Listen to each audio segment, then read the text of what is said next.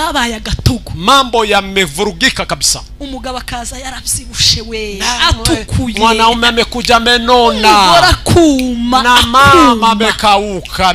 Kimwe n'abagabo bakunda ama restaurant zankivuga, na huwa nasema jambo hili ambao wanapenda kula huko kwa iwe gusabura igitonda kamaca muri alimentation, akanywa igikombe c'amata n'udukeke, anakula anakunywa maziwa, anakula keke na vitu vingine, ntacho bafite, lakini watoto wakose hata cha. Hako ni gute umuntu aza yasamira inkoko? Ni vipi mtu anaweza kula kuku? Abana bawe babarya ibishimbo kuva kwa mbere kugeza, na watoto wanakula maharagwe bakayiduka isangira na madamu. Basi si ukalete nyumbani mkali pamoja. Hilo tu lilikuwa linapita hayo. Hiyo ni ya wazee. Cyane. Kaza usanga mu nzu y'undi mugore ukaza wamuramza amaguru, unakuta kwa nyumba ya mama mwingine